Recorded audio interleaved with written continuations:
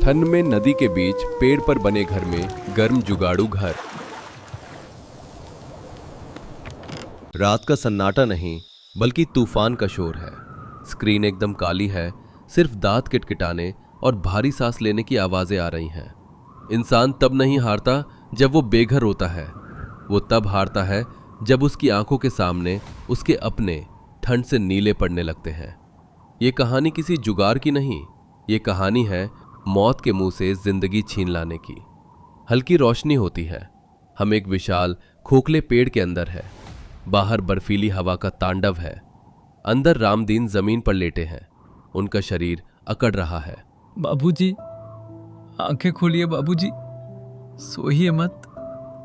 अगर सो गए तो फिर नहीं उठेंगे बाबूजी। छोड़ दे विक्रम, अब और कितनी देर।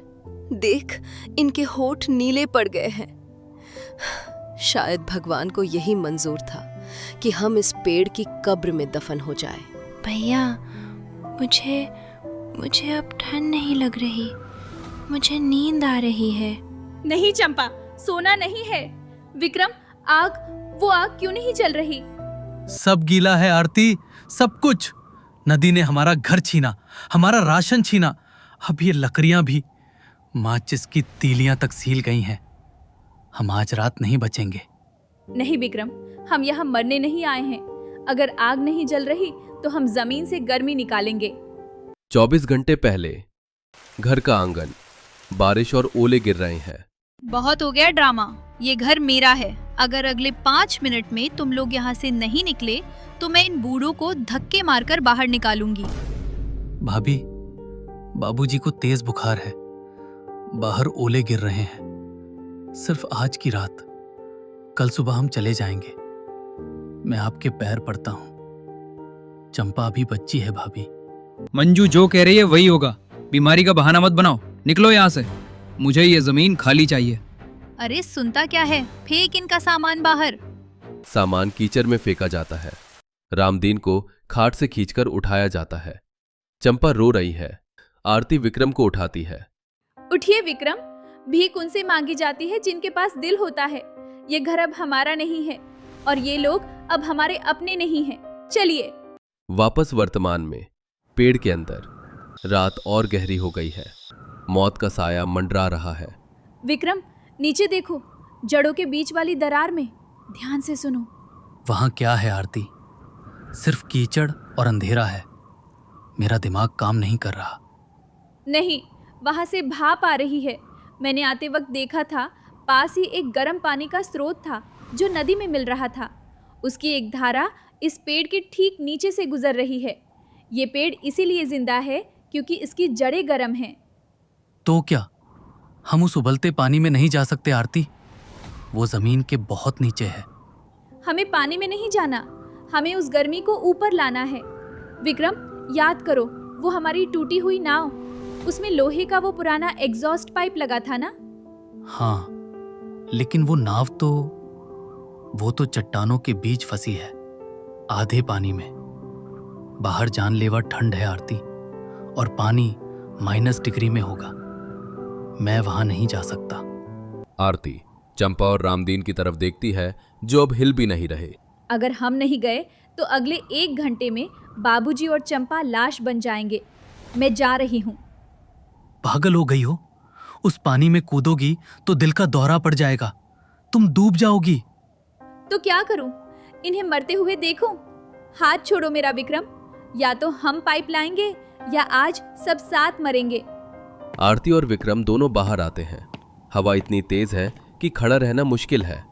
वो टूटी नाव नदी के बीच चट्टानों में फंसी है। लहरें उसे पीट रही हैं। तुम यहीं रुको, रस्सी पकड़ो, मैं जाता हूं। विक्रम बर्फीले पानी में उतरता है। पानी में उतरते ही उसकी चीख निकल जाती है। ठंड हजारों सुइयों की तरह चुभ रही है। भगवान। वो तैरकर नाव तक पहुंचता है। लोहे का पाइप मुड़ा हुआ है और फंसा हुआ है। विक्रम उसे खींचता है लेकिन वो हिलता नहीं। उसके हाथ सुन्न हो रीछ है। आरती, ये नहीं निकल रहा। मेरे हाथ काम नहीं कर रहे। आरती एक पल नहीं सोचती, वो भी पानी में कूद जाती है। दोनों मिलकर उस जंग लगे बर्फीले लोहे के पाइप को खींचते हैं। लहरें उन्हें बार बार चट्टान पर पटकती हैं। आरती के हाथ छिल जाते हैं, खून पानी में मिल जाता है। जोर लगाइए विक्रम, चंपा के लिए, बाबूजी के लिए, खींचो। एक आखिरी जोर और कड़क की आवाज के साथ पाइप टूटकर हाथ में आता है। दोनों पानी में गिरते हैं, लेकिन पाइप नहीं छोड़ते। वो किसी तरह रेंगते हुए, कांपते हुए, खून से लथपथ होकर पेड़ के कोटर तक वापस आते हैं। वे दोनों पूरी तरह भीगे हुए हैं, शरीर नीला पड़ रहा है, लेकिन रुकने का वक्त नहीं है। विक्रम जल्दी गड्ढा खोदो, जड़ों के पास, वहां जहां से भाप आ रही है। सुमित्रा, जो अब तक बेसुध थी, अपने बेटे और बहू की हालत देखकर उसमें जान आती है। वो और चंपा भी पागलों की तरह हाथों से मिट्टी खोदने लगते हैं। जल्दी करो बेटा, जल्दी। इस पाइप का एक सिरा उस दरार में डालो और दूसरा सिरा यहाँ बाबूजी के बिस्तर के नीचे पत्थरों से ढक दो, जल्दी। उन्होंने सिस्टम लगाया। पहले कुछ नहीं हुआ, सन्नाटा छाया रहा। ये काम नहीं कर रहा आरती, हम सब मारे जाएंगे। हमने बेकार कोशिश की।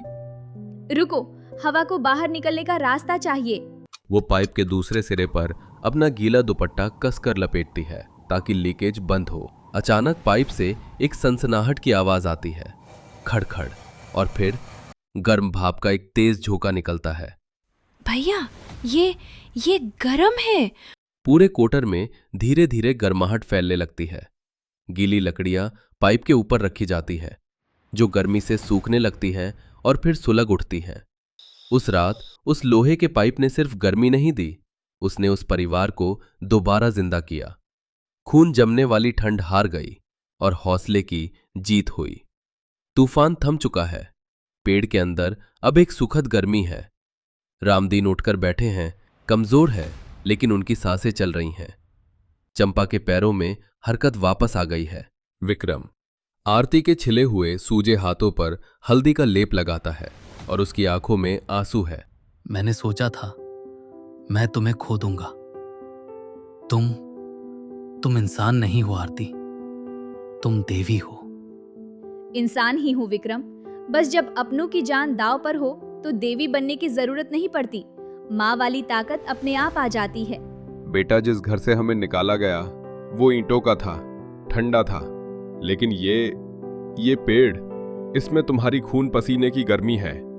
आज से यही हमारा मंदिर है। 2 महीने बाद आरती और विक्रम नदी से चिकनी मिट्टी निकाल रहे हैं।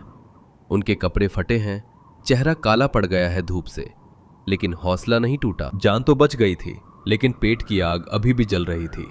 आरती ने हार नहीं मानी। उसने नदी की मिट्टी और उस जियोथर्मल जुगाड़ की तकनीक का इस्तेमाल करके मिट्टी के पोर्टेबल हीटर बनाना शुरू किया। बाजार में विक्रम खड़ा है, लोग उसे मजाक में ले रहे हैं। बाबूजी, ले लो, बिना बिजली का हीटर, सिर्फ 50 रुपए में। हटो रास्ते से, कीचड़ के खिलौने बेच रहा है, भिखारी कहीं के। शाम को विक्रम खाली हाथ भूखा लौटता है। बिका नहीं। लोग हंसते हैं आरती, कहते हैं हम भिखारी हैं। मैं टूट रहा हूं। कल मैं साथ चलूंगी।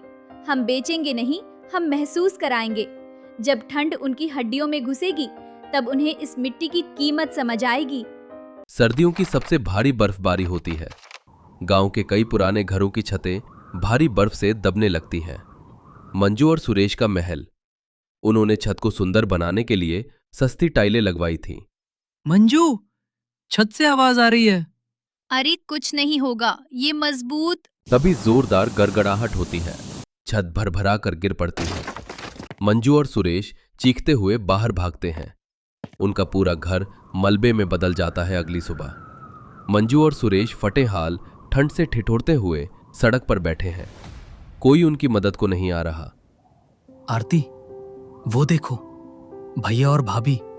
चलो विक्रम। कहाँ? उनके पास। उन्होंने हमें मरने के लिए छोड़ दिया था आरती। चंपा मरते मरते बची थी उनकी वजह से। हाँ विक्रम, गुस्सा मुझे भी है, लेकिन अगर हम भी वही करेंगे तो उनमें और हम में फर्क क्या रह जाएगा।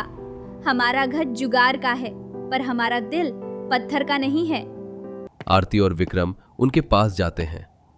मंजू उन्हें देखकर शर्म से नजरें झुका लेती है। आरती अपना बनाया हुआ जलता हुआ मिट्टी का हीटर मंजू के कांपते हाथों के सामने रखती है। हाथ सेक लीजिए भाभी, बहुत ठंड है। तभी मंजू फूट फूट कर रो पड़ती है। आरती के पैर पकड़ने की कोशिश करती है। मुझे माफ कर दे छोटी, मैंने तुझे जानवर समझा, पर जानवर तो मैं थी। मेरा घर टूट गया, मेरा घमंड टूट गया।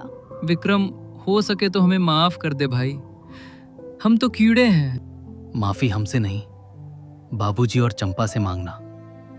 चलिए, हमारे पेड़ के नीचे थोड़ी जगह अभी भी बाकी है।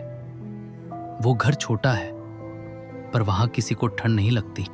उस दिन मंजू और सुरेश का घमंड टूट गया। उस विशाल पेड़ ने फिर सबको पनाह दी, जो अब सुंदर कमरों से घिरा एक आशियाना बन चुका था। आरती, विक्रम और चंपा नदी किनारे बैठे ढलते सूरज को देख रहे हैं। उन्होंने साबित कर दिया कि जब हौसले की गर्मी साथ हो तो बड़ी से बड़ी ठंड भी हार मान लेती है। हवा की तेज साय साय करती आवाज किसी रोते हुए बच्चे जैसी लग रही है। एक जर्जर झोपड़ी का दृश्य है जिसकी दीवारें कांप रही हैं। अंदर राजू, विमला और चिंटू एक फटी हुई रजाई में सिमटे हुए हैं। ये कहानी उस रात की है जब सीतापुर गांव में ठंड ने यमराज का रूप ले लिया था। हवा चाकू की तरह चल रही थी, कपड़ों को चीरकर सीधा हड्डियों में उतर रही थी। अमीर अपने पक्के मकानों में रजाई में दुबके थे, लेकिन शेर सिंह की जमीन पर मजदूरी करने वाले इन बेघर लोगों के लिए ये रात कयामत से कम नहीं थी।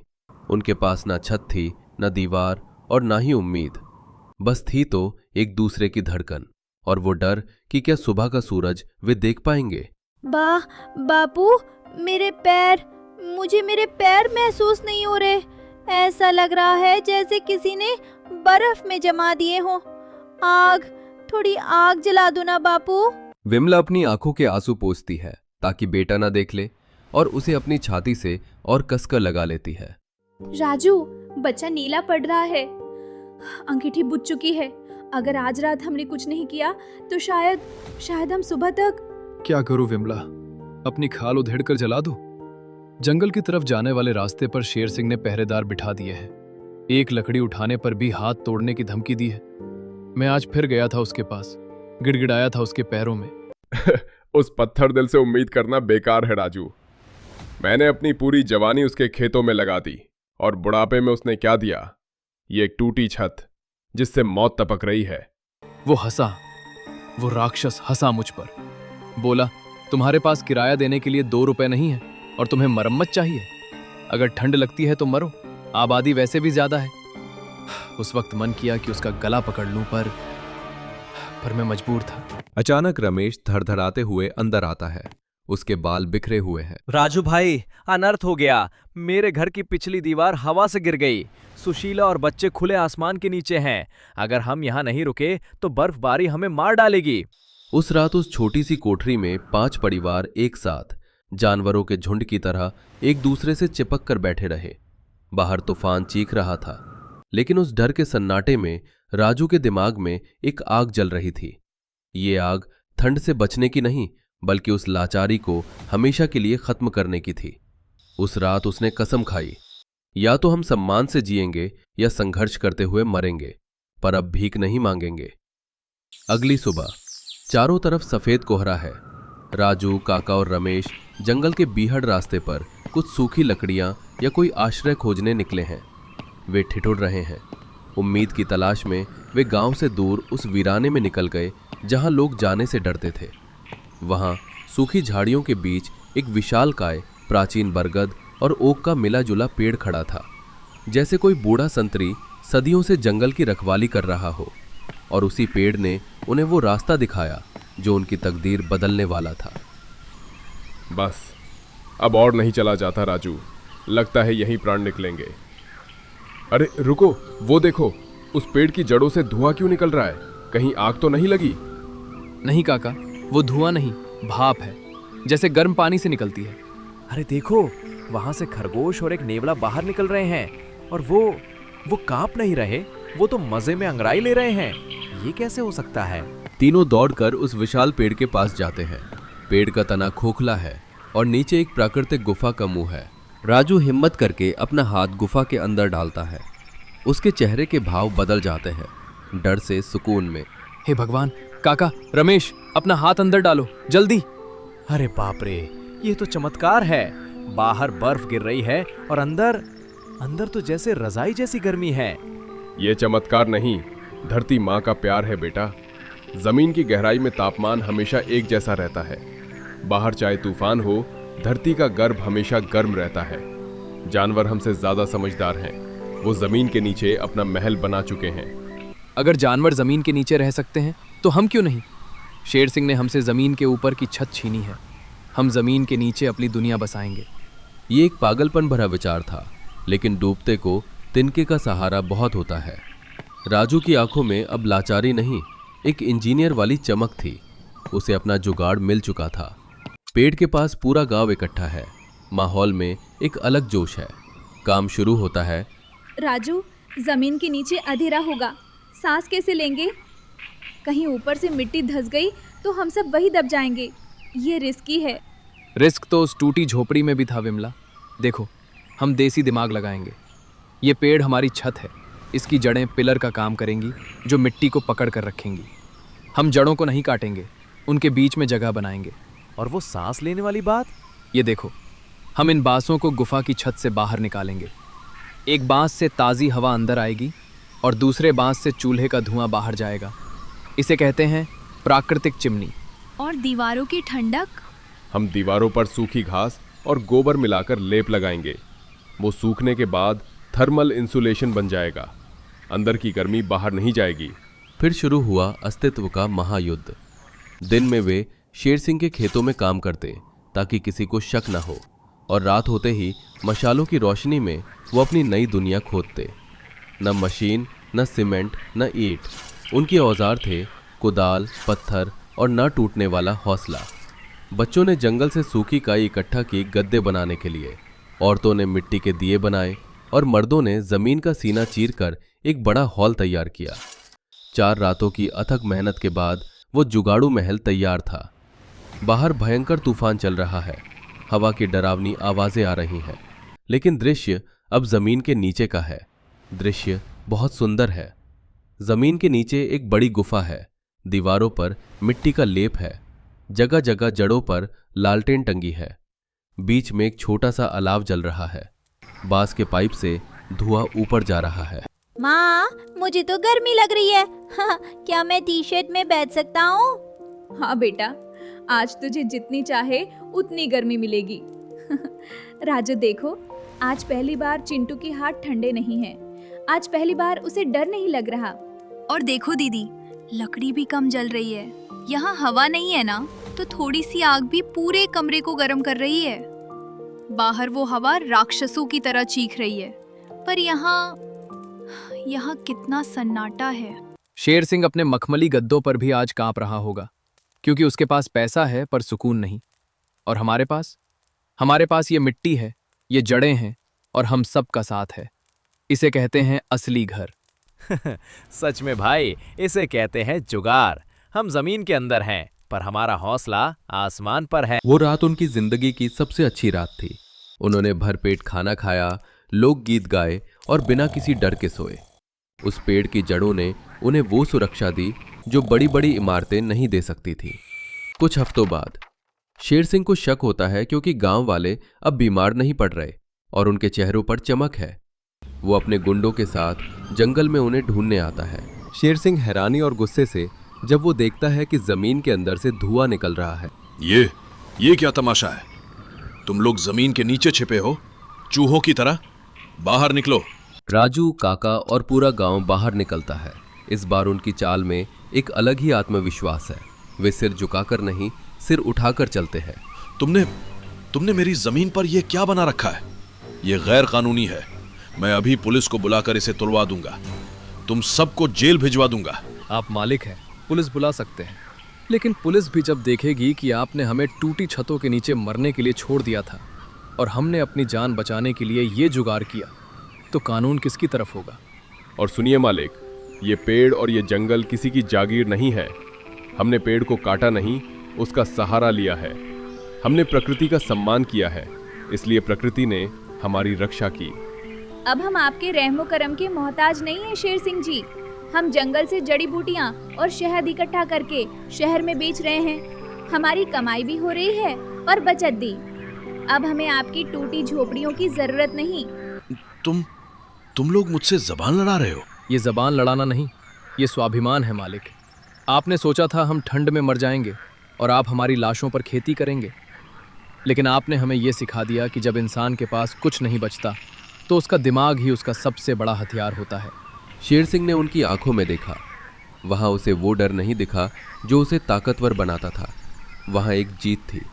वो समझ गया कि जिन लोगों ने प्रकृति को अपना दोस्त बना लिया, उन्हें कोई जमींदार नहीं हरा सकता।